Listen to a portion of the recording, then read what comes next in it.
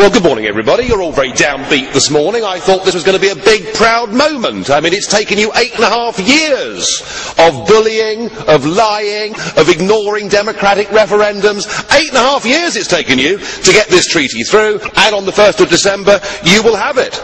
And, of course, the architect of all of this, Giscard, wanted, from this constitutional treaty, for the European Union to have a big global voice. But I'm afraid the leaders have suffered from a collective loss of nerve. They've decided that they want their faces to be up on the global stage, not somebody from the European Union, and so we've got appointed a couple of political pygmies. The Kissinger question of who to call in Europe hasn't really been answered, has it? I guess the answer can only be Mr. Barroso, because he's the only one that anybody in the world has ever heard of, and is probably the big winner out of these posts. No wonder, sir, you look so happy this morning. And we have a new President of Europe, Herman Van Rompuy. Doesn't exactly trip off the tongue, does it? I can't see him stopping the traffic in Beijing or Washington. I doubt anybody in Brussels would even recognise who he is. And yet, he's going to be paid a salary bigger than Obama's, which tells you all you need to know about this European political class and how they look after themselves.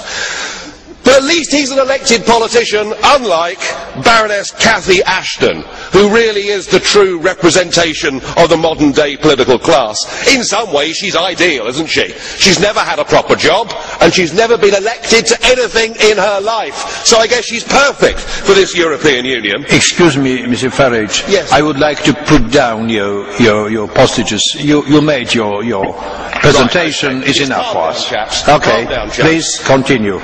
Calm down. But, I mean, she's never been elected to anything, and no one knows who she is. Even the Prime Minister was talking about Baroness Ashdown as opposed to Ashton. I mean, no one has ever heard of her. She's even less well known than Herman Van Rompuy. I mean, that takes some doing, doesn't it? She's risen without trace. She's part of this post-democratic age. She married well. She married an advisor and a friend and supporter of Tony Blair and got put in the House of Lords. When she was in the House of Lords, she was given one big job. And the job was to get the Lisbon Treaty through the House of Lords, and to do so pretending that it was entirely different to the EU constitution. So she's good at keeping a straight face, and she vigorously crushed any attempt in the House of Lords for the British people to have a referendum. So here she is, never stood for public office, never had a proper job, and here she gets one of the top jobs in the Union. Her appointment is an embarrassment for Britain. But it's much worse. Well, at least I've been elected, sir. Unlike her, she's not been elected, and the people don't have the power to remove her. But just hear the next bit. There's something rather more serious than that. Cathy Ashton was an active member of the campaign for nuclear disarmament. In fact, she was the treasurer of the campaign for nuclear disarmament during a period of time when CND took very large donations and refused to reveal the source. What is known is that these donations were obtained by a man called Will Howard, who was a member of the Communist Party in Great Britain. Will Baroness Ashton deny that while she was treasurer, that she took funds from organisations who were opposed to Western-style capitalism and democracy? That question must be asked. And are we really happy that somebody who will be in charge of our overseas security policy was an activist a few years ago in an outfit like CND? I mean, if we really think that, frankly, we need our bumps felt.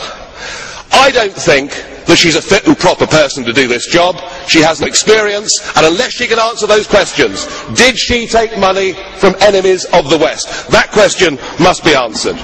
Well, we have our two pygmies, the bland leading the bland, but I'm not celebrating, because they'll press on with political union, and whilst our leaders may have saved face for the moment for themselves on the international stage, they have all betrayed their national democracies. The European state is here.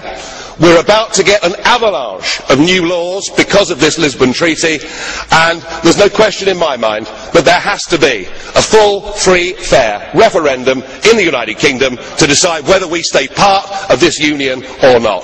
I hope and pray that we vote to leave, but either way, the people simply must be asked. Thank you.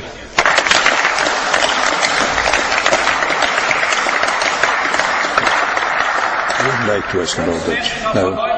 Do you think? Well, I would like to turn to Mr. Farage. It would be most